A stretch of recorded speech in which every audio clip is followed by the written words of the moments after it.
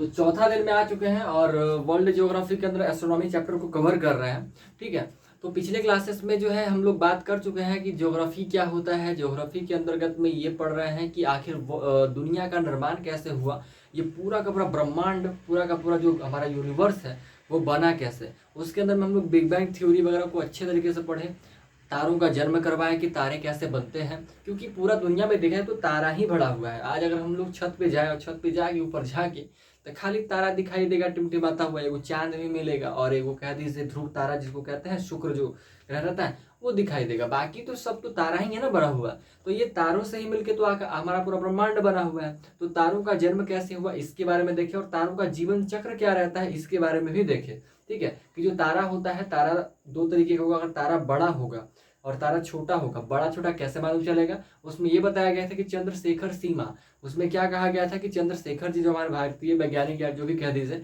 वो थे, वो क्या बताए थे कि अगर कोई भी तारा सूर्य के द्रव्यमान से 1.44 गुना से अगर बड़ा हुआ तो वह विशाल तारे की कैटेगरी में आएगा और उसके अंदर में सुपरनोवा विस्फोट होगा। ठीक है, और अगर कोई स्टार जो है वो सूर्य से 1.44 गुना से कम है तो वो सुपरनोवा विस्फोट नहीं होगा, वो सामान्य तारा ऑर्डिनरी स्टार के अंतर्गत आएगा, उसके अंदर सुपरनोवा विस्फोट नहीं होगा। और इस चीज को आप देख चुके थे कि जिस तारे में सुपरनोवा विस्फोट होता है केवल वही तारा ब्लैक होल में कन्वर्ट होता है। ठीक है, और जो छोटगन तारा है वो तो भाई ब्लैक जो ब्लैक ड्वार्फ कह दीजिए उसमें जाकर के नष्ट हो जाता है, बस उसका उतना ही तक लेवल होता है।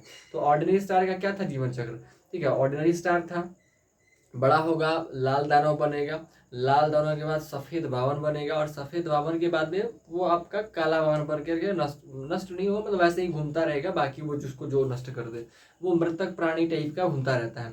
लेकिन जो बड़े स्टार होते हैं उसके अंतर्गत में क्या होता है कि जब उसका आकार बढ़ता है, वह लाल दानव बनता है, तो उसके अंदर में होता है सुपरनोवा विस्फोट। सुपरनोवा विस्फोट होगा, विस्फोट के बाद उसके अंदर से दो तरह का चीज निकलेगा। एक भारी चीज है, भारी तत्व, और एक हल्के तत्व, धूल कण पाउडर वाला टाइप का। तो पाउडर वाला चीज तो वो तो निकल के चला गया, तो भारी तत्व खाली एक तरफ इकट्ठे बच जाता है। ठीक है, तो भारी तत्व इकट्ठे बच जाता है। जैसे कैसे हम लोग धान वान, जब गेहूं होता है, गेहूं कहते हैं धान वान का जब चलता है, या कट्टू बट्टू जो भी चलता है खेत में, तो उसमें क्या करते हैं, पहले के टाइम में ऐसा किया था कि पहले के टाइम में क्या होता था, अभी भी कुछ लोग करते हैं कि हवा जब चल रहा होता है तेज, तो सूप में धान लेके आते हैं और ऐसे इसे उसाते हैं। ठीक है, नहीं तो फिर पंखा चला लिया, और पंखा चला कैसे करते हैं, उससे क्या होता है, भारी जो गेहूं रहता है या धान होता है वो नीचे गिर जाता है, और बाकी जो सूखा वाला खरपतवार टाइप रहता है वो पीछे चल जाता है, कुट्टी उट्टी जिसको कहते हैं वो उड़ के चल जाता है। ठीक है, नीचे अनाज रह जाता है, यानी कि जो भारी चीज है वो एक जगह, और कट्टू कुट्टी जो कह दीजिए वो एक जगह हो जाता है। ठीक ऐसा ही प्रक्रिया होता है सुपरनोवा विस्फोट के बाद। तो सुपरनोवा विस्फोट के बाद जो है वो हल्का जो पदार्थ रहता है, धूल कण गैस का बादल वगैरह जो रहता है, वो सब जाकर के अलग से गैसों का बादल बनाता है, यानी कि द्वितीयक निहारिका का जन्म करता है। और द्वितीयक निहारिका से फिर से वही आद्य तारा बनाएगा, और आद्य तारा से फिर से स्टार बनेगा, नाभिकीय समय फिर से शुरू होगा उसमें, और वो स्टार बनेगा, और उसको हम लोग अभिनव तारा का नाम दिए थे। ठीक है, ये तो हल्के प्रोडक्ट की बात हो गई। लेकिन जो भारी तत्व है जिसको न्यूट्रॉन कह रहे थे, न्यूट्रॉन कह रहे थे, उसका क्या, तो उसमें क्या होता है कि वो भारी तत्व होता है, वो पहले से ही भारी है, जे मिल रहा है सब भारी भारी आदमी मिल रहा है, उसको तो अपने आप को पहले संकुचित करेगा, अपने आप में सब सिमटेगा और सिमट करके एक ऐसा आकृति का निर्माण करेगा, गोलाकार ही बनाएगा, उसके साथ साथ में आसपास की सभी चीजों को लेगा, और ले करके क्या है कि एक ऐसा आकार बनेगा जिसको हम लोग ब्लैक होल कह देते हैं। ठीक है, कृष्ण विवर ब्लैक होल का निर्माण करता है, मतलब सुपरनोवा विस्फोट के बाद जो न्यूट्रॉन वगैरह हो गया वो सब कुछ जो है ना वो ब्लैक होल का काम करता है। ठीक है, ब्लैक होल को हिंदी में हम लोग कृष्ण विवर कहते हैं, कृष्ण विवर, कृष्ण विवर के नाम से जानते हैं। तो अभी हम लोग ब्लैक होल के बारे में ही करने वाले हैं, क्योंकि ये हम फिगर थोड़ा पहले से बना लिए हैं, क्योंकि बनाने में टाइम लग जाएगा कैमरा पे, तो इस चीज को हम जल्दी से कर लिए हैं। तो देखिए अब हमारे पास एक कलर है तो हम एक ही कलर से दिखा रहे हैं, बाकी इसको हम समझा देते हैं कैसे होता है। देखिए ये हमारा एक प्रकार का ब्लैक होल का संरचना है। ब्लैक होल आपको सेम टू सेम हूबहू ऐसा तो नहीं दिखेगा, बट ये समझा सकता है कि आखिर वास्तविक में ब्लैक होल होता कैसा है। ठीक है, अब देखिए रियलिटी का ब्लैक होल तो अभी तक देखा नहीं गया है, बस एक फोटो क्लिक किया गया था 2019 में ही शायद में, मतलब कुछ 2023 में शायद, सॉरी 2023 में शायद फोटो क्लिक हुआ था, हमको डेट एग्जैक्ट याद नहीं आ रहा है, बट फोटो क्लिक हुआ था। उस फोटो में जो है ना वो ब्लैक होल का ही फोटो लिया गया था, लेकिन वो तस्वीर उतना क्लियर इमेज नहीं बनाता है, वो एकदम छोटा सा इमेज बनाता है। बट हाँ, ब्लैक होल को देखना चाहे तो एक ब्लैक होल का हाइपोथेटिकल इमेज जैसा कि ऐसा शायद होगा, उसका इमेज बहुत सारा बना हुआ है हमारे मार्केट में। आप यूट्यूब पे जाके इस चीज़ को हम लोग देख सकते हैं। एक मूवी भी आया था इंटरस्टेलर नाम का, उस मूवी में तो बहुत तगड़ा एक्सप्लेनेशन है भाई। उस मूवी को देखने के बाद तो दिमाग हिल जाता है, इसका कॉन्सेप्ट डरो लगेगा कि भाई इसका कॉन्सेप्ट क्या है। स्टोरी सुनने के बाद ही एक्साइटमेंट जाग जाएगा। बड़ा भयंकर मूवी है इंटरस्टेलर, ठीक है। तो उस मूवी में भी अच्छे अच्छे तरीके से समझाया गया इस चीज़ों को, लेकिन अच्छे से क्या समझाया जाएगा, वो तो मूवी से थोड़ा मसाला लगाया जाता है, थोड़ा सा झूठ वूठ भी बात उसके अंदर घुसाया गया, बट रियलिटी में ऐसा होता नहीं है जितना उसमें दिखाया गया था, ठीक है। आइए इस चीज़ की चर्चा करते हैं। तो देखिए जब ब्लैक होल को देखा जाएगा ना, तब ब्लैक होल के चारों तरफ देखिएगा पूरा लाइट चमकता रहेगा, पूरा पिंक ग्रीन ऑरेंज टाइप का, ग्रीन नहीं सॉरी ऑरेंज का पीला टाइप का, ऑरेंज और येलो टाइप का एकदम लाइट चमकता रहेगा पूरे चारों ओर, ठीक है, पूरा का पूरा चारों ओर। तो ये वही है, उसको हम लोग अक्रीशन डिस्क कहते हैं। जो पीला पीला लाइट जलता रहता है ना, उसको हम लोग अक्रीशन डिस्क कहते हैं। ये जो आपका ये जो ऐसे ऐसे बनाए हुए हैं, ये सब अक्रीशन डिस्क ही है, ये सब अक्रीशन डिस्क ही है। इस लाइन के, ये जो लाइन है, इस लाइन के बाहर इस साइड जो बना हुआ है सब अक्रीशन डिस्क है, ठीक है। ये अक्रीशन डिस्क हो गया यहाँ पे। और उसके बाद ये जो पार्ट आपको दिख रहा है यहाँ पे, इसको हम लोग इवेंट होराइजन कहते हैं, इसको इवेंट होराइजन कहते हैं। ये इवेंट होराइजन समझिए कि इस ब्लैक होल का एकदम बाहरी भाग है, इसके अंदर गुरुत्व इतना ज्यादा होता है। हम क्या बताया गया था कि ब्लैक होल जो होता है इसका गुरुत्व ग्रेविटेशनल फोर्स बहुत ज्यादा होता है, इतना ज्यादा होता है ना, इतना ज्यादा होता है कि प्रकाश को भी परावर्तित नहीं होने देता है। प्रकाश का एग्जाम्पल क्यों दे रहे हैं, क्योंकि देखिए लाइट जब जलता है, बल्ब जब जलता है तो हम लोगों को क्यों दिखाई देता है, क्योंकि वो प्रकाश वहां पे जा करके आ रहा होता है हम लोगों को। जैसे फॉर एग्जाम्पल अब मन में आता है कि भाई प्रकाश परावर्तित तो केवल मिरर से करता है, दीवार वगैरह से थोड़ी करेगा, ऐसा तो होता नहीं, सामान वामान से नहीं करता है, लेकिन करता है। कभी भी ऐसा करके देख सकते हैं आप। क्या कीजिए, एक अंधेरा कमरा में जाइए, मोबाइल का फ्लैश ऑन करिए और दीवार के पास जा करके, मतलब पहले अंधेरा में खड़ा रहना है और उसके बाद दीवार फ्लैश जला करके दीवार के पास हमारा कैमरा करिए, आपका फेस दिखेगा। मतलब कैमरा भी ऑन रखना है, कैमरा ऑन रखने के बाद क्या करना है ना, दीवार के पास लाइट जलाना है दीवार पे, लेकिन दीवार से रिफ्लेक्ट होकर के आपका फेस भी कैमरा में दिखाई देगा, ठीक है। तो ये क्या दिखाता है कि भाई लाइट जो है रिफ्लेक्ट कर रहा है यहाँ पे, सिर्फ उसके रिफ्लेक्शन के लिए सिर्फ हमें आईना ही नहीं चाहिए, बाकी दीवार सब हमारा काम कर सकता है, ठीक है। तो सब हम लोग का काम कर सकता है, उसमें ऐसा कोई दिक्कत वाली बात है नहीं, ठीक है। तो इस पॉइंट को हम लोग इवेंट होराइजन का नाम से जानते हैं। इस पॉइंट को क्या बोलेंगे, इवेंट होराइजन। इसके अंदर क्या हो जाता है, इसके अंदर गुरुत्व बहुत ज्यादा है, इतना ज्यादा आप कह दीजिए कि उसका भार बहुत ज्यादा होता है। अब गुरुत्व ज्यादा है इसका मतलब उसका वजन बहुत ज्यादा होगा। वजन ज्यादा मतलब ऐसा कहा जाता है कि अगर आप वहां से 1 चम्मच मिट्टी ले आए उठा करके, थोड़ा सा, ऐसे तो लाना मुश्किल है, बट एक पल के लिए कल्पना कर लेते हैं कि मान लेते हैं कि हम मिट्टी उठा के ले आए, तो वो जो मिट्टी होगा ना, उस मिट्टी का जो वजन होगा वो 10,000 हाथियों के वजन के बराबर होगा। मतलब उसको आप तौल पाना, उठा पाना बड़ा मुश्किल है, इतना भारी होगा, ठीक है। लेकिन सवाल ये भी आएगा कि क्या वहां का मिट्टी को अगर हम यहाँ ले आए तो क्या काम हो सकता है, तो क्या भी वही वजन रहेगा, तो नहीं। उसके अगर आप रूप को परिवर्तित कर देते हैं तो फिर उसका वजन वो रहता नहीं है, ठीक है। लेकिन जो भी है वो अलग मैटर है, बट इतना समझिए सिंपल सा कि उसका गुरुत्व इतना ज्यादा होता है, उसमें भार इतना ज्यादा होता है कि अगर आप 1 चम्मच मिट्टी लेके आए ना तो 10,000 हाथी के बराबर हो जाएगा। भीमसेन का ताकत था 10,000 हाथियों के बराबर, तो महाभारत में भीम है ना, उसका ताकत था, ठीक है। देख एक और चीज, रामायण में जो धनुष राम जी उठा के तोड़े थे, वो बड़ा भारी, देखने में तो बड़ा छोटा मोटा लगता था, लेकिन वो उठता नहीं था। बचपन में बड़ा सवाल आता था कि भाई ऐसा क्या बात है, इसमें क्या चिपकल रहता है जो नहीं उठा, कोई से उठवे नहीं किया, क्या मतलब है। रामायण में जो धनुष था, जो सीता जी के स्वयंवर के लिए रखा गया था, शिव जी का जो धनुष, जैसे वो त्रिपुरारी का वध किए थे, उसको उठाने का मतलब प्रयास किया गया तो नहीं उठ पा रहा था। एक से एक वीर नहीं उठा पाया उसको। बाली तक का तो उठाने गया तो वो भी नहीं उठा पाया था, रावण तक नहीं उठा पाया था, तो उसको इतना कैसे भाई। तो कोई बात नहीं है, इसमें कोई आश्चर्य की बात नहीं है। हो सकता है वो कुछ इसी प्रकार की ब्लैक होल टाइप का संरचना से बनाया गया हो, जो दिखने में तो छोटा लग रहा हो लेकिन उसको उठा पाना असंभव सा प्रतीत होता था। लेकिन राम जी तो भाई कहीं हमारे हीरो थे, भगवान थे, तो उठा के आसानी से कर दिए काम जो भी करना होता है। तो ये चीज़ है, ठीक है। तो ब्लैक होल का वो प्रक्रिया होता है। तो उस ब्लैक होल में अगर घुसा जाए, उसको समझने का प्रयास करें, तो इस साइड वाला पार्ट को हम लोग अक्रीशन डिस्क कहते हैं, जो चमकता हुआ दिखाई देता है, लाइट वाला दिखता है। और लाइट के बीच में जो है हम लोग काला दिखाई देता है, अंधकार में दिखाई देता है। क्यों अंधकार में दिखाई देता है? क्योंकि उसके बाद जो लाइट जाता है ना, उस लाइट को वो अपने अंदर एब्जॉर्ब कर लेता है। मतलब उसके अंदर में लाइट जाता तो है बट आता नहीं है, ऐसा समझिए। लाइट को इस प्रकार से वो खींचता है कि उसको वापस भेजता ही नहीं। मतलब उस ब्लैक होल से बाहर लाइट भी नहीं आता है। चांद हम लोग को क्यों दिखाई देता है? क्योंकि चांद पर लाइट पड़ता है और फिर वहां से प्रकाश जो है चारों तरफ फैल जाता है, तो हम लोग को दिख जाता है। लेकिन ब्लैक होल ऐसा अजब चीज है कि उसमें लाइट तो जाता है मगर वापस नहीं आता है, ठीक है, ऐसा होता है। अब कोई चीज जा रहा है वापस आ ही नहीं रहा है, तो दिखेगा कैसे? दिखने के लिए प्रकाश चाहिए, और प्रकाश जो है उस चीज को दिखाता नहीं है, ठीक है। तो ये चीज है। अब यहाँ की बात, ये वाला पार्ट क्या हम क्या बना है और ये वाला पार्ट क्या बना है उसे समझते हैं। ये जो पार्ट है ना, जो ज्यादा जिसमें हम बनाए हुए हैं, जो ज्यादा इसको डार्क टाइप किए हुए हैं, इस पॉइंट को हम लोग सिंगुलरिटी पॉइंट कहते हैं। अब कहिएगा सिंगुलरिटी पॉइंट तो विस्फोट महाविस्फोट वाला को भी किया गया था, हाँ उसका भी है, और इसका भी वही नाम रखा गया है। इसको भी नाम क्यों इससे रखा गया है? क्योंकि लगभग लगभग उस चीज से ये इसका जो गुण है वो मैच करता है। मतलब क्या, इसी पॉइंट में बस इतना ही हिस्सा में ब्लैक होल है, इतना ही हमारा ब्लैक होल का कैटेगरी है, ठीक है।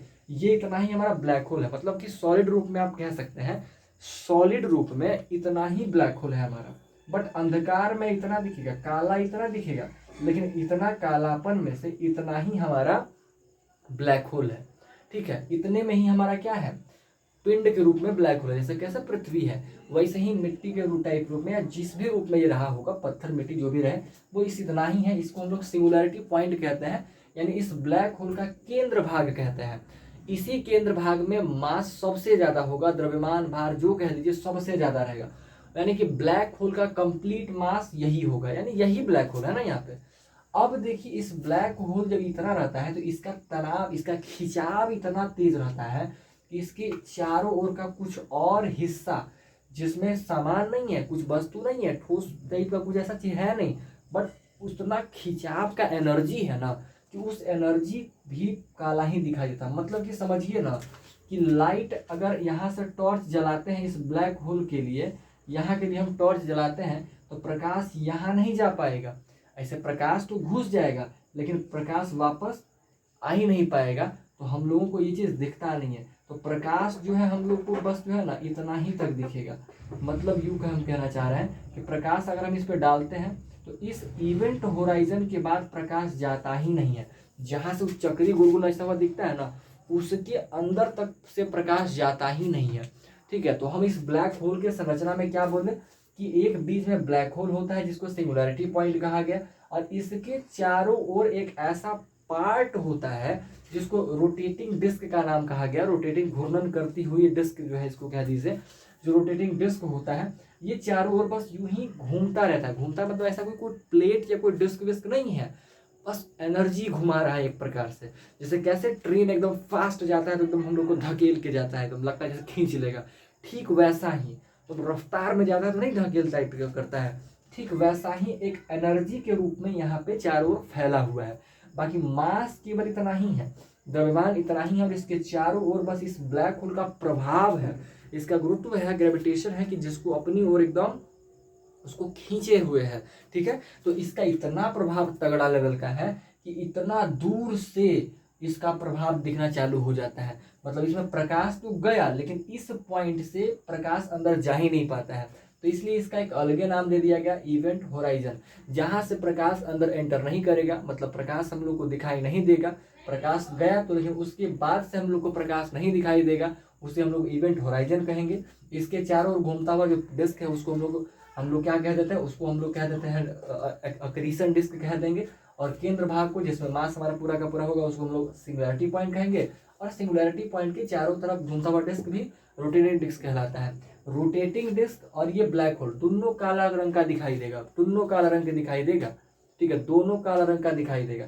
दिखेगा आपको कौन, सिर्फ ये भाग चलता हुआ घूमता हुआ चक्री टाइप का, और केवल इसी को हम लोग इवेंट होराइजन कह देंगे। जिस पॉइंट से यानी कि आग वाला लपटे टाइप का जहां से दिख रहा है उसको हम लोग इवेंट होराइजन का नाम दे लेंगे। तो ब्लैक होल में बहुत ज्यादा कुछ नहीं है, बस सिंपल सा 3 पार्ट समझिए, 4 पार्ट कह दीजिए। केंद्र भाग जिसको सिंगुलैरिटी पॉइंट कहा गया, इसके चारों ओर का यानी कि रोटेटिंग डिस्क जिसको कह दीजिए, दोनों काला रंग का होगा, दोनों में प्रकाश, दोनों में गुरुत्व तो बहुत जबरदस्त होगा। इसके अंदर एकदम ऐसा जाने के बाद एकदम खींच लेगा एकदम, ठीक है। इसके पास जाने के बाद चीजों को इस प्रकार से खींचता है ना कि इंसान का टुकड़ा टुकड़ा हो जाएगा। हमारे अभी रिसर्च के हिसाब से ऐसा कहा जाता है कि अगर कोई इंसान वहां चला गया तो उसको ऐसा नहीं कि वो आराम से गिरेगा, उसको गिरने से पहले, उसको खींचने से पहले उसका शरीर एकदम टुकड़ा टुकड़ा करके खींच लेगा फटाक से एकदम, ठीक है, पाउडर टाइप का एकदम फटाक से खींच लेगा। इस तरह का वहाँ पे सिस्टम है, ठीक है।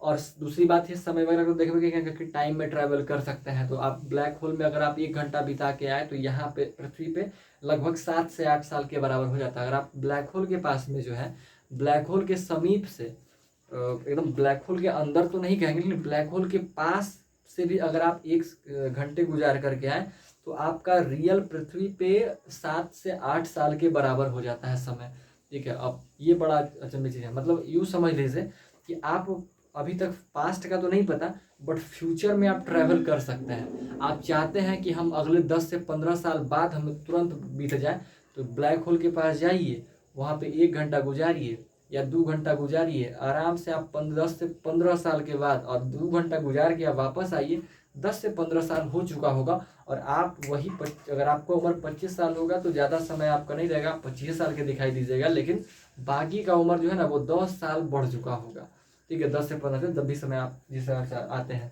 तो ये अपने आप बड़ा स्ट्रेंज है बट ये पॉसिबल है अभी साइंटिस्ट के हिसाब, साइंस स्कूल के हिसाब से, ठीक है। इंटरस्टेलर मूवी को देखिएगा, बहुत अच्छे से इन चीज़ों को समझाया गया है, बट उसको 100% फैक्ट या टू नहीं मान लेना है, बट हाँ 80% चीज़ों को सही ही है उसके अंदर में, ठीक है। तो ये ब्लैक होल का इस प्रकार से संरचना है। अब हम लोग समझेंगे आखिर ब्लैक होल कितने तरह का होता है। तो ब्लैक होल हमारा 4 तरह का होता है। एक होता है श्वार्ज़चाइल्ड ब्लैक होल, एक होता है कर्ल न्यूमैन ब्लैक होल, एक होता है कर ब्लैक होल, और एक होता है आपका कर न्यूमैन, ऐसे ही करके 4 तरह का नाम है। जिसके अंदर में जो है ना, श्वार्ज़चाइल्ड ब्लैक होल ऐसे ब्लैक होल को कहते हैं जो घूर्णन नहीं, ब्लैक होल रहेगा उसके अंदर में 2 चीज़ों रहेगा, उसके अंदर में चार्ज भी रहेगा, क्योंकि अब ये घूर्णन कर रहा है तो इसके अंदर में चार्ज भी रहेगा, ठीक है, और घूमता भी करेगा। मतलब वैसा ब्लैक होल कह दीजिए श्वार्ज़चाइल्ड ब्लैक होल जो घूर्णन भी करता हो और जिसके अंदर में अपना चार्ज भी हो। वैसा ब्लैक होल जिसमें जो घूर्णन भी करता हो अपने एक्सिस पे और उसमें चार्ज भी हो, उस पर चार्ज यानी कि जो भी आवेश भी उसके अंदर आया हुआ हो, तो उसे हम लोग श्वार्ज़चाइल्ड ब्लैक होल के नाम से जानते हैं, ठीक है। दूसरा ब्लैक होल हम लोग को कहते हैं कर ब्लैक होल। तो कर ब्लैक होल जो होता है वो वैसे ब्लैक होल को कहते हैं जो केवल घूर्णन करता हो, उस पर आवेश नहीं हो, उस पर चार्ज नहीं हो। एक होता है Reissner Nordstrom black hole, Reissner Nordstrom black hole. इस ब्लैक होल में क्या होता है, घूर्णन नहीं करेगा, उस पर चार्ज होगा लेकिन घूर्णन नहीं करेगा, ठीक है। और लास्ट का जो ब्लैक होल वो कौन सा ब्लैक होल बोले, कर न्यूमैन ब्लैक होल। ये ऐसा ब्लैक होल रहेगा जो घूर्णन भी करेगा और इस पे चार्ज भी होगा। मतलब ये सब एक प्रकार से हाइपोथेटिकल चीज़ों को बनाया गया है कि 4 तरह के ब्लैक होल हमारे पास मौजूद है, ठीक है। तो ये ब्लैक होल के बारे में चाहिए था, हम चीज़ों को लिख करके थोड़ा सा दिखाते हैं और बेहतर तरीके से समझ में आएगा। हम इसको मिटाते हैं। तो 2 तरीके से जो है इसको 2 तरीके से बांटा गया, यानी ब्लैक होल को 2 पार्ट में बांटा गया है 2 तरीके से। एक है द्रव्यमान के आधार पर यानी अकॉर्डिंग टू मास के अकॉर्डिंग इसको 4 भागों में बांटा गया है, यानी प्राथमिक ब्लैक होल, स्टेलर द्रव्यमान ब्लैक होल और मध्यवर्ती ब्लैक होल और विशाल ब्लैक होल। ये 4 नाम है, इन 4 भागों में बांटा गया है। तो इसके अंदर में जो प्राथमिक ब्लैक होल है वो वैसे ब्लैक होल को कहते हैं जिसका आकार और द्रव्यमान जो है वो पृथ्वी के आकार और द्रव्यमान के बराबर होता है या उससे छोटा है, उसके लगभग होगा, उसको हम लोग प्राथमिक ब्लैक होल कहते हैं। और स्टेलर द्रव्यमान ब्लैक होल होता है वो ऐसे ब्लैक होल को कहा जाता है जिसका आकार और द्रव्यमान जो है ना वो सूर्य के आकार और द्रव्यमान से लगभग 3 से 4 गुना लगभग है, 4 से 13 गुना के शायद लगभग है, ठीक है। हाँ, तो 4 से 13 गुना था, थोड़ा सा कंफ्यूजन हो रहा था तो हम क्लियर कर लिए। ठीक है। तो प्राथमिक ब्लैक होल वही जिसका आकार द्रव्यमान जो पृथ्वी के आकार के द्रव्यमान के बराबर होगा लगभग, और स्टेलर द्रव्यमान ब्लैक होल वैसे ब्लैक होल को कहेंगे जिस ब्लैक होल का आकार और द्रव्यमान जो रहेगा वो पृथ्वी के आकार और द्रव्यमान, सूर्य के आकार और द्रव्यमान के 4 से लेकर 13 गुना के लगभग बराबर होगा। और मध्यवर्ती ब्लैक होल वैसे ब्लैक होल को कहेंगे जिस ब्लैक होल का आकार और द्रव्यमान जो रहेगा वो सूर्य के द्रव्यमान से कई हजार गुना, ठीक है, 4 से 13 कई हजार गुना के बराबर होगा अगर, तो वो हमारा मध्यवर्ती ब्लैक होल के अंतर्गत आएगा। और विशाल ब्लैक होल वैसे ब्लैक होल को कहते हैं जिस ब्लैक होल का आकार और द्रव्यमान जो है वो सूर्य के आकार और द्रव्यमान के कई लाख गुना, ठीक है। इसको सिंपल सा समझना है कि पृथ्वी के आकार के बराबर लगभग समझ लीजिए, इसको कहेंगे। इसमें इस कर्व स्टेलर ब्लैक होल का 4 से लेकर 13 पृथ्वी के आकार द्रव्यमान का 4 से 13 गुना के लगभग बराबर होगा। और इसमें आप 1000 चल जाइए, मध्यवर्ती ब्लैक होल के अंदर में कई हजार गुना पृथ्वी के आकार द्रव्यमान के कई हजार गुना अगर रहेगा तो वो मध्यवर्ती ब्लैक होल का कैटेगरी रहेगा। और इसमें तो लाख पहुंचिए, कई लाख गुना।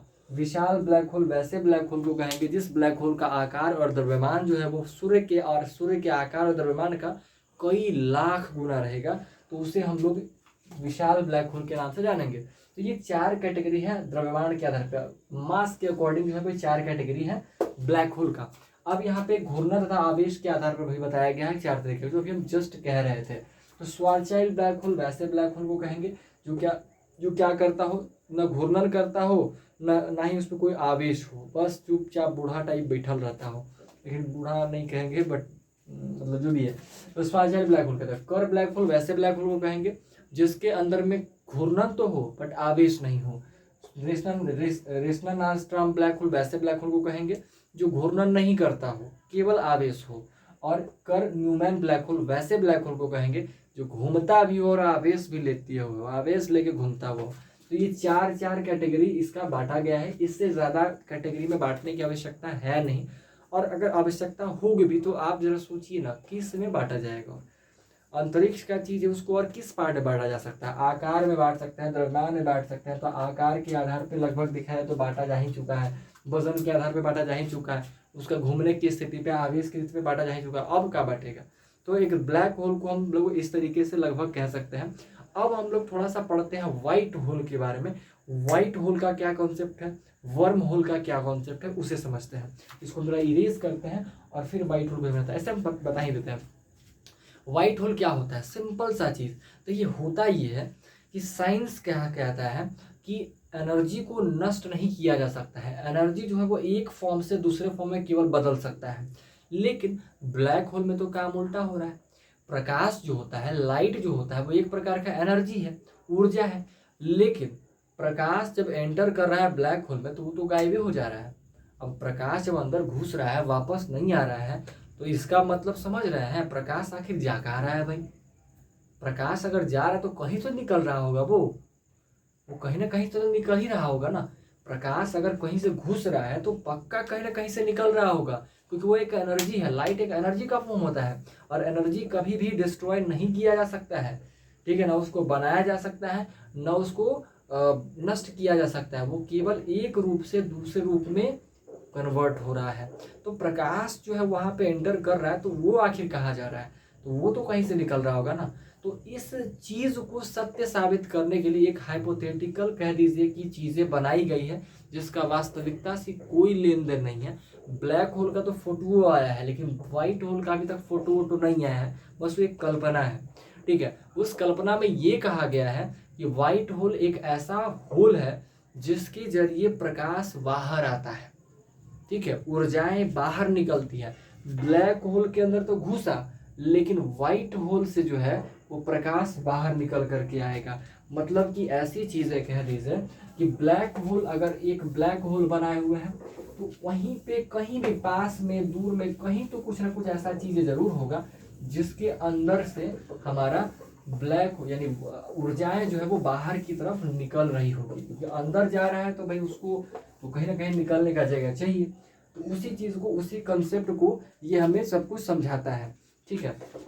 तो देखिए, मान लीजिए कि ये हमारा एक क्या है, ब्लैक होल है, ठीक है। ये हमारा ब्लैक होल है यहाँ पे, ये पूरा का पूरा काला है, काला मान लीजिए। अब इसके अंदर में से अगर लाइट एंटर कर रहा है तो ये कहीं से तो निकल रहा होगा ना। तो ऐसा कहा जाता है कि अगर इसको ब्रह्मांड की तरह समझिएगा तो एक कहीं ना कहीं एक वाइट होल के रूप में होगा जिसके अंदर से प्रकाश बाहर निकल रहा है। इसको हम समझने के लिए आपको बताते हैं। अगर कोई मान लीजिए हाथ अगर एंटर डालता है, अंदर डालता है, ठीक है, तो हाथ तो घुस गया इसके अंदर। अब हाथ दिखेगा नहीं हम लोगों को, मतलब ठीक है ना, हाथ जो है हम लोग को दिखेगा नहीं, बट समझिए कि हाथ अगर अंदर घुसा है तो इसका उंगली बाहर निकलेगा, ठीक है, उंगली समझिए। हाँ, मतलब ये हाथ तो यहाँ डाला है लेकिन उंगली वहां निकला है। ये इस तरीके से समझने का कोशिश कीजिए, ठीक है। हाँ, एक और चीज बीच में जो है, एक कह दीजिए कि एक टनल रूप माना गया है, एक ऊर्जाओं का एक टनल है जिसको वर्म होल का नाम दिया गया। इसको हम लोग क्या बोलते हैं, इसको हम लोग व्हाइट होल कहते हैं, इसको व्हाइट होल कहेंगे। और ये रहा हमारा black hole, black hole, white hole, और ये रहा वर्म होल। इसको ध्यान से समझना है। अभी ये सोचने की कोशिश नहीं करना है कि वर्म होल का तो कुछ और कंसेप्ट देखे थे, हाँ वो भी है, पहले इसे समझने का कोशिश करना है। ब्लैक होल क्या रहा, ब्लैक होल समझ में आ गया। ब्लैक होल से ऊर्जाएं अंदर एंटर करेंगी और कहीं ना कहीं एक वर्म होल से होता हुआ जो है वही ऊर्जाएं बाहर की तरफ निकल रही होंगी, जिसे हम लोग व्हाइट होल का नाम दिए हैं। ये व्हाइट होल अभी तक देखा नहीं गया है, बस ये हमारे साइंस का जो सिद्धांत है ना उसको सच साबित करने के लिए एक हाइपोथेटिकल लॉ बनाया गया है, या हाइपोथेटिकल चीजें बनाई गई है। हो सकता है ये वास्तविकता में एग्जिस्ट करता हो या ना भी एग्जिस्ट करता हो। यही वर्म होल है, ये एग्जिस्ट करता है नहीं करता है कुछ नहीं कहा गया है, ठीक है। लेकिन देखिए अब ये वर्म होल का तो ये बात रहेगा, तो वर्म होल का सिंपल सा परिभाषा के रूप में देखा है तो वो दो अंतरिक्ष के दो बिंदुओं के बीच का शॉर्टेस्ट डिस्टेंस को हम लोग वर्म होल कहते हैं। इसका परिभाषा ये निकल करके आएगा, किसी दो अंतरिक्ष के दो बिंदुओं के बीच का शॉर्टेस्ट डिस्टेंस को हम लोग वर्म होल कहते हैं। जैसे अगर हम एक चीज को समझाएं, मान लीजिए क्या है कि ये एक पेपर है, ठीक है, ये एक पेपर है। इस पेपर में हमें, इस पेपर का अगर हम बात करें तो इस पेपर में इस पॉइंट से इस पॉइंट पे हमें जाना है। तो इस पॉइंट से इस पॉइंट को जाने में क्या लगेगा, एक टाइम लगेगा। मान लीजिए 10 किलोमीटर का दूरी तय करना पड़ता है, 10 किलोमीटर लगता है, ठीक है। लेकिन अगर हम कुछ ऐसा करें कि इसको हम मोड़ दें, ठीक है, इसको हम ऐसे मोड़ दें।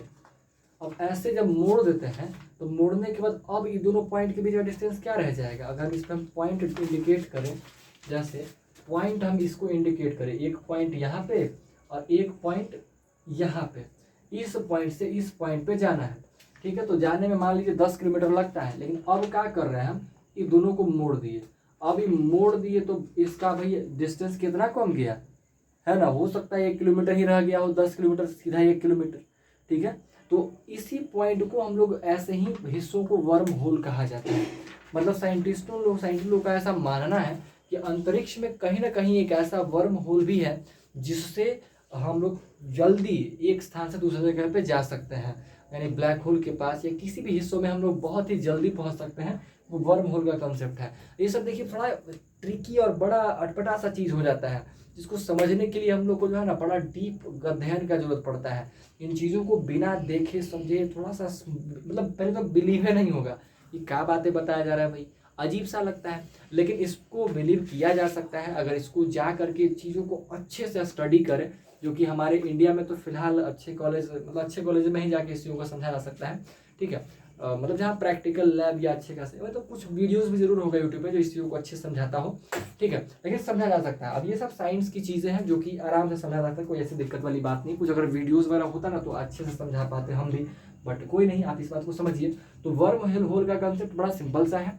ब्लैक होल क्या करेगा, ऊर्जाओं को अंदर लेता है और व्हाइट होल से ऊर्जाएं बाहर निकलती है। ये सब अंजम्पशंस है, और जिस रास्ते से ऊर्जाएं बाहर अंदर बाहर करता है उसको वर्म होल कहते हैं। दूसरा एक और वर्म होल का कंसेप्ट पता है, ये दोनों एक ही चीज़ है, बस अभी लिंक नहीं हो पा रहा है इसलिए अटपटा लग रहा होगा, ठीक है। तो ये चीज़ें हैं, तो वर्म होल और ब्लैक व्हाइट होल का कंसेप्ट ऐसा है। अब इसके आगे जरा कुछ और बताते हैं,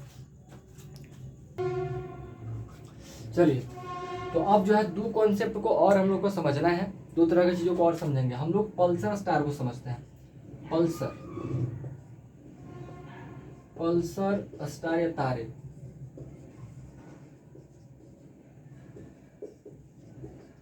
पल्सर स्टार क्या होता है और क्वासर क्या होता है, ये दो चीज़ को समझेंगे। पल्सर और क्वासर को हम लोग समझेंगे।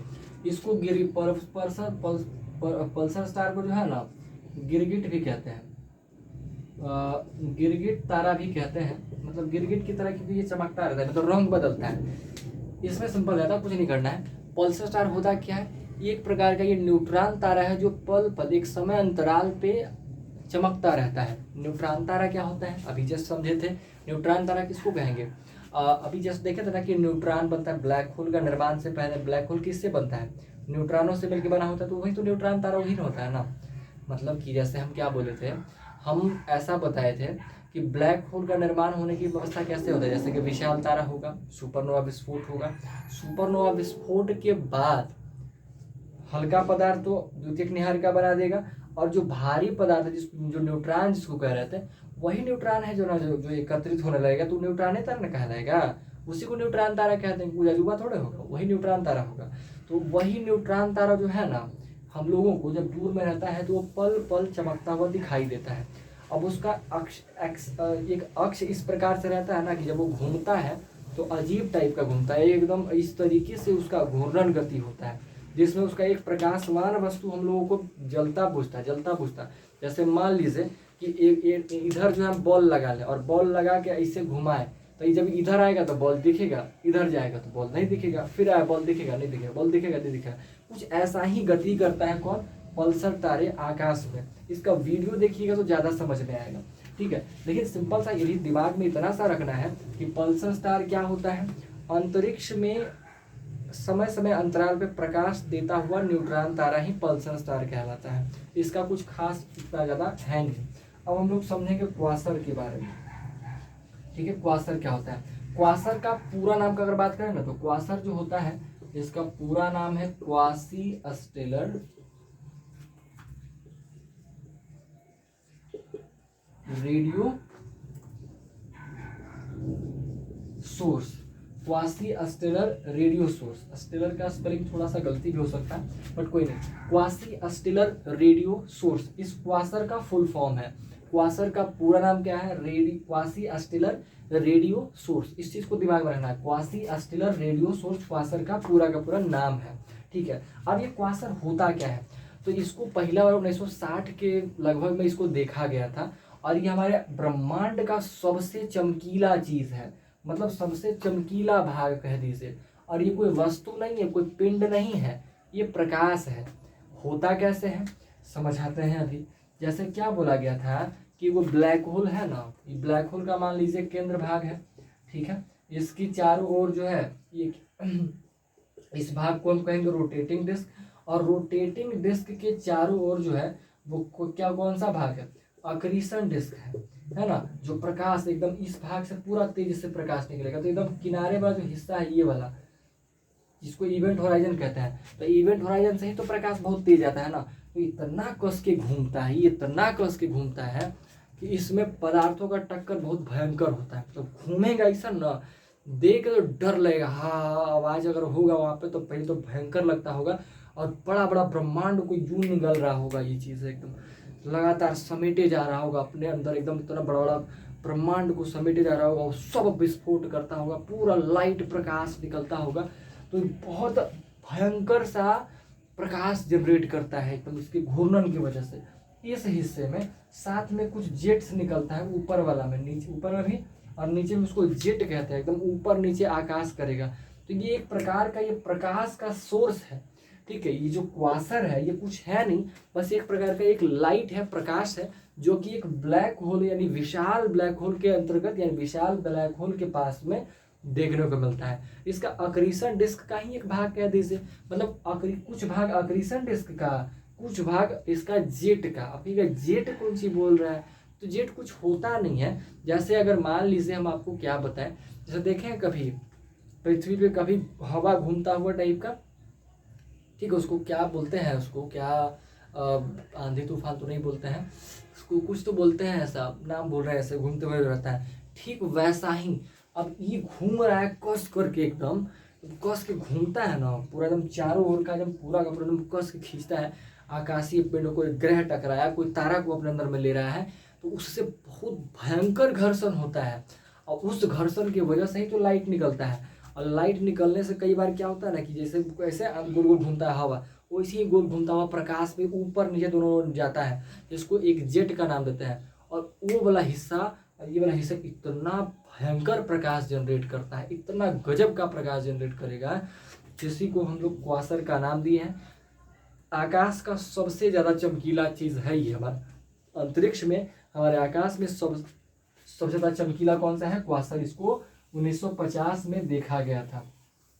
ठीक है, तो ये क्वासर वगैरह का बात हो गया। अब आगे का जो हम लोग कॉन्सेप्ट पढ़ेंगे, आगे का जो चीज हम लोग पढ़ेंगे, उसको पढ़ने से पहले हम लोग को थोड़ा सा बेसिक चीज़ों को मालूम कर लेना चाहिए। वो बेसिक चीज़ क्या मालूम कर लेना चाहिए?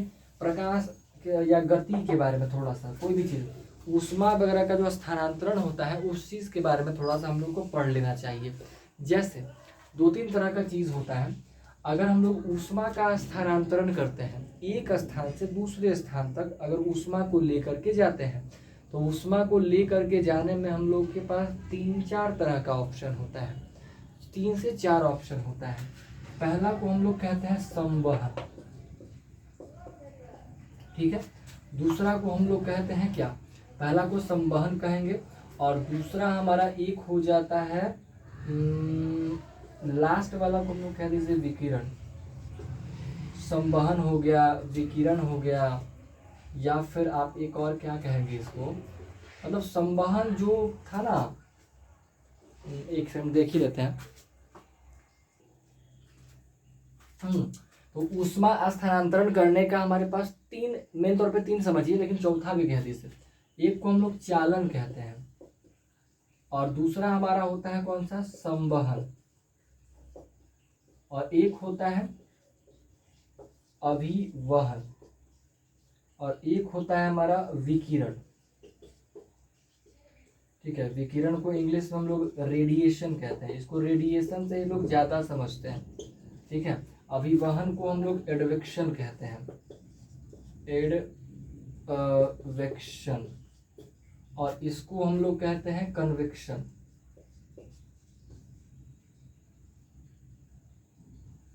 जल्दी लिखा भाई, कन्वेक्शन, और इसको हम लोग कहते हैं कंडक्शन। ठीक है, तो कंडक्शन, कन्वेक्शन, एडवेक्शन और रेडिएशन, ये 4 नाम हैं। ठीक है, अब सही लिखे ना, एडवेक्शन, कन्वेक्शन, हाँ ठीक है। तो कंडक्शन, कन्वेक्शन, एडवेक्शन और रेडिएशन, ये 4 चीज़ों के बारे में हम लोग करना है। तो जी चालन क्या होता है? जब ऐसा करते हैं, कभी एक रॉड है, एक रॉड को जो है ना, यहाँ पे मोमबत्ती यहाँ पे खड़ा कीजिए।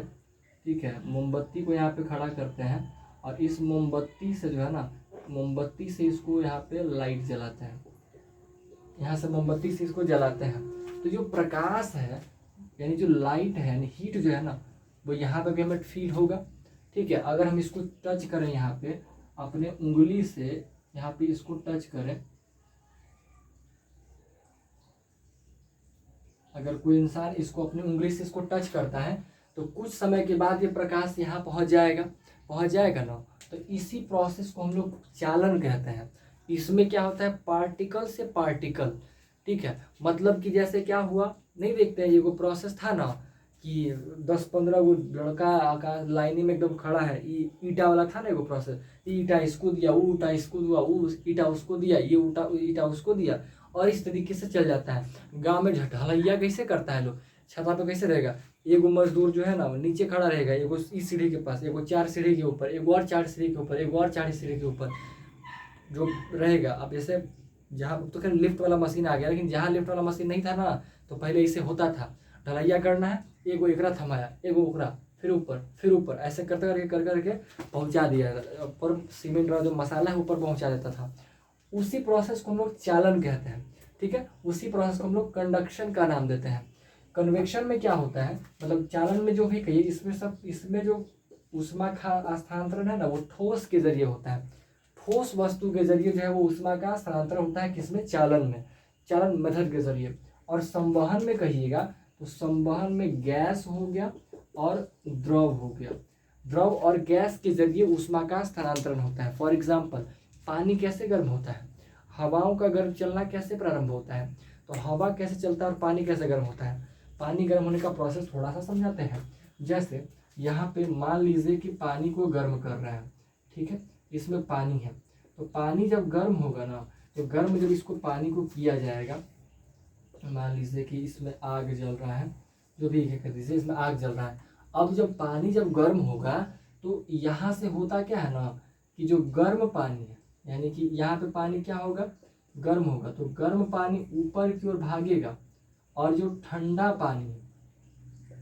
पानी है वो नीचे की ओर आता है। ये एक साइकिल चलाता है कि जैसे ही गर्म हुआ पानी ऊपर चल जाएगा और ठंडा का पानी नीचे आ जाएगा।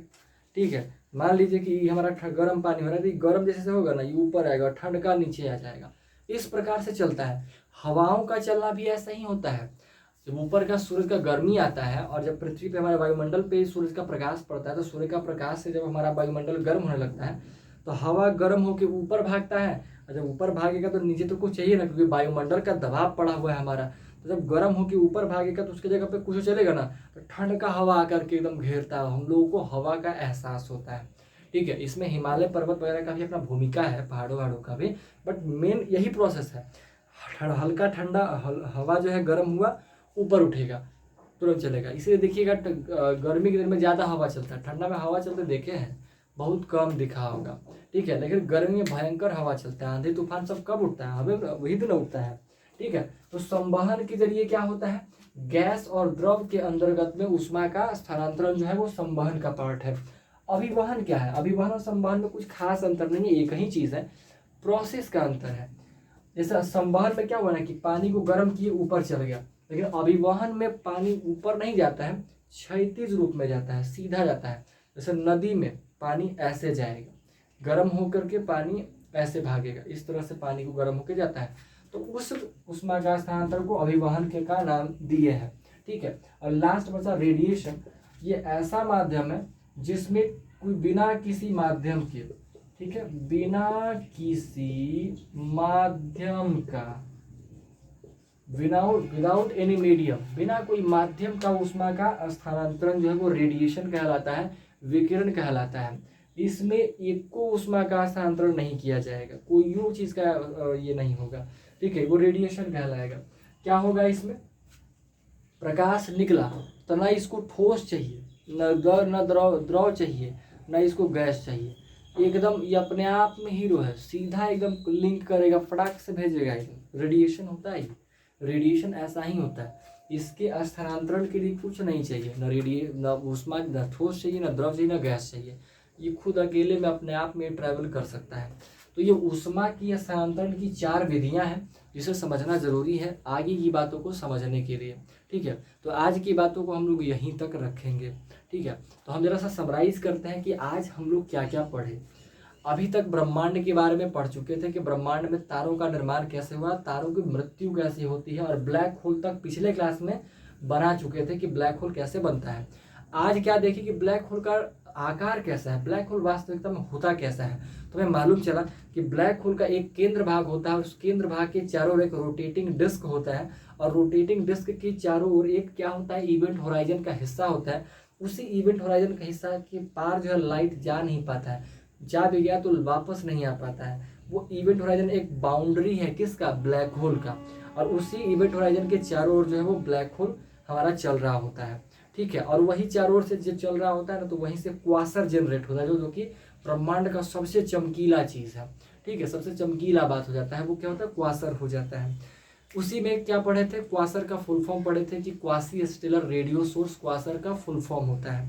ठीक है, तो वो ब्लैक होल के बारे में देखे। फिर ब्लैक होल को 2 हिस्सों में बांटे थे, एक बांटे थे किसका, द्रव्यमान के आधार पे, तो द्रव्यमान के आधार पे उसको 4 भाग में बांटे थे। कौन कौन सा, सबसे पहला बात है प्राथमिक ब्लैक होल।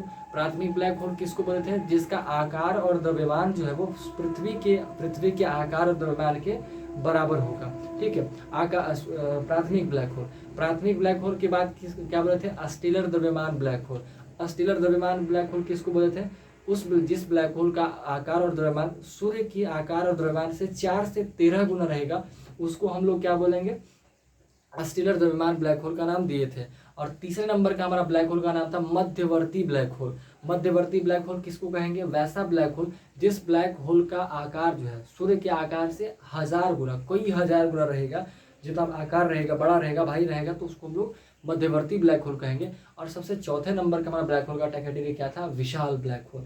वैसा ब्लैक होल जिसका आकार और द्रव्यमान जो है वो पृथ्वी के, सूर्य के आकार द्रव्यमान से लाखों गुना, मिलियन मिलियन गुना रहेगा, तो उसको हम लोग विशाल ब्लैक होल का नाम देते हैं। इसको एक और पार्ट में बांटे थे जिसको हम लोग आवेश के आधार पे और घूर्णन के आधार पे यानी हम लोग किए थे, ठीक है, रोटेशन और चार्ज के, on the basis of rotation and charge के बेसिस पे इसको हम लोग 4 भागों में फिर से बांटे थे। उसमें पहला था श्वार्ज़चाइल्ड ब्लैक होल। ये सब जो है ना, श्वार्ज़चाइल्ड हो गया, कर हो गया, कर न्यूमैन हो गया, ये सब साइंटिस्ट लोग का नाम था जो अपने अपने सिद्धांत पे चीज़ों को किया और उन्हीं के नाम पे ये सब नाम रखा गया।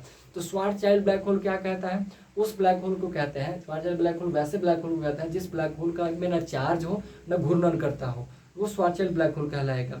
उसके बाद हमारा क्या, कौन सा ब्लैक होल कहलाएगा? कर ब्लैक होल कहलाएगा। कर ब्लैक होल वैसे ब्लैक होल को कहते हैं जो केवल घूर्णन करता हो, उस पर कोई भी किसी प्रकार का चार्ज नहीं हो, वैसे ब्लैक होल को हम लोग क्या कहेंगे? कर ब्लैक होल कहेंगे। इसके बाद हम लोग कहते हैं रेसनर नार्डस्ट्रॉम ब्लैक होल। तो रेसनर नार्डस्ट्रॉम ब्लैक होल वैसे ब्लैक होल को कहते हैं जिस ब्लैक होल में सिर्फ चार्ज हो, घूर्णन नहीं करता हो, उसको रेसनर नार्डस्ट्रॉम ब्लैक होल के नाम से जानते हैं। और चौथे नंबर का ब्लैक होल जो हमारा होता है, जो सबसे लास्ट का ब्लैक होल का कैटेगरी कहते हैं, वो हमारा हो जाता है कर न्यूमैन ब्लैक होल। उस ब्लैक होल को वैसे, मतलब कर न्यूमैन ब्लैक होल वैसे ब्लैक होल को कहता है जिसमें चार्ज भी हो और अपने एक्सिस पे घूर्णन भी करता हो, वो कर न्यूमैन ब्लैक होल को कह देंगे। तो इस तरीके से ये ब्लैक होल का पार्ट था। ब्लैक होल क्या था वो देखे, और ब्लैक होल को किस रूप में वर्गीकृत किया गया, इस चीज को देखे थे, ठीक है। ब्लैक होल जब सब समझ में आएगा, ब्लैक होल पढ़ लिए, तो भाई ब्लैक होल को पढ़ने के बाद हम लोग को दिमाग, हम लोग क्या पढ़े? हम लोग पढ़े वर्म होल के बारे में और व्हाइट होल के बारे में, क्योंकि ये जरूरी था। हम लोग इस चीज को समझते थे, साइंस क्या कहता है कि एनर्जी को भाई नष्ट नहीं किया जा सकता है, वो अगर कहीं जा रही है उसको एक रूप से दूसरे में आप बदल सकता है। लेकिन ब्लैक होल में क्या हो रहा है कि ब्लैक होल में प्रकाश तो घुस रहा है लेकिन निकल रहा नहीं है। तो ऐसा पॉसिबल नहीं है कि प्रकाश जा तो रहा है लेकिन वो कुछ हो नहीं रहा है। अब आपके मन में आ सकता है कि हो सकता है वो कोई और रूप में बदल रहा हो, तो भाई हो सकता है, बट अभी इसका कुछ प्रमाण नहीं है। बट फिर भी आप मान के चलिए कि भाई प्रकाश जो है वो गया, तो प्रकाश कहीं ना कहीं से तो जरूर निकल रहा होगा। तो प्रकाश जिस जगह से निकल रहा था उस जगह को, उस पार्ट को एक व्हाइट होल का नाम दिया गया, कि जैसे ब्लैक होल से अगर लाइट घुस रहा है तो व्हाइट होल से प्रकाश निकल भी रहा होगा, ठीक है। और दोनों के बीच की दूरी को हम लोग वर्म होल, एक टनल रूप कह दीजिए, वर्म होल कहा गया। वर्म होल की एक और चीज बताया क्या कि वर्म होल जो होता है वो दो अंतरिक्ष के किसी दो बिंदुओं के बीच का शॉर्टेस्ट दूरी को हम लोग वर्म होल कहते हैं। अगर यहाँ से यहाँ तक जाने का दूरी है, किसी अवस्था में इतना मुड़ जाए, मतलब ऐसा हिस्सा पड़े कि तुम यहाँ से यहाँ तुरंत पहुंचा दें, ठीक है, इस 2 पॉइंट में पहुंचना है, इस बिंदु से इस बिंदु में पहुंचना है, और एक ऐसा रास्ता ढूंढी जो इस बिंदु से इस बिंदु में तुरंत पहुंचा दे, उसे हम लोग वर्म होल कहते हैं। कहिएगा ऐसा पॉसिबल है क्या? तो पॉसिबल है। वो साइंस में थोड़ा सा इसमें डीपली घुसिएगा तो कैसे पॉसिबल है सब समझ में आ जाएगा, ठीक है। तो ये वर्म होल के बारे में कंसेप्ट था और व्हाइट होल के बारे में पूरी की पूरी बातें थी, ठीक है। इसके बाद क्वासर और पल्सर स्टार के बारे में बताया। तो पल्सर स्टार किसको बोलते हैं? पल्सर स्टार एक न्यूट्रॉन तारा होता है।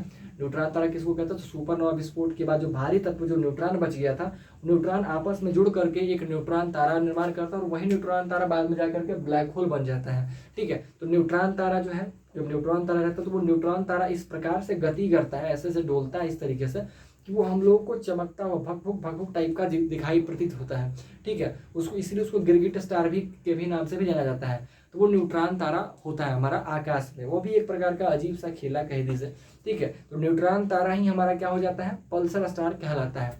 पल्सर गाड़ी भी शायद उसी से नाम रखा गया हो, पर पता नहीं, जो भी है, तो उसको पल्सर स्टार कहते हैं। और उसके बाद क्वासर क्या, आपको समझ में आ ही गया कि क्वासर स्टार किसको कहेंगे? क्वासी स्टेलर रेडियो सोर्स, उसका पूरा का पूरा नाम है। और हमारे ब्रह्मांड का सबसे चमकीला चीज है कौन सा? क्वासर, ठीक है। तो क्वासर के बाद, क्वासर समझने के बाद, पढ़ने के बाद, अरे क्वासर को जो है ना, क्वासर को 2 भागों में बांटा गया है, रेडियो क्विट और रेडियो लाउड। रेडियो क्विट और रेडियो लाउड, इसके अंदर में रेडिएशन वगैरह जनरेट होता है। तो पूरा रेडियो लाउड जो होता है ना, वो पूरे ब्रह्मांड का पूरे समझिए कि 10% रेडिएशन पूरा का पूरा ये पूरे के पूरे ब्लैक होल का जनरेट करता है। और रेडियो क्विट जो होता है वो 90% रेडिएशन को जनरेट करता है, ठीक है। ये रेडियो क्विट और रेडियो लाउड, इसका 2 हिस्सा है, ये कोई बड़ी बात नहीं है। खैर ये हो गया। इसके बाद छोटा सा कंसेप्ट और पढ़े थे, हीट का ट्रांसफर के बारे में पढ़े। कौन कौन सा? चालन, संवहन और एक अभिवहन और एक लास्ट का विकिरण, ठीक है।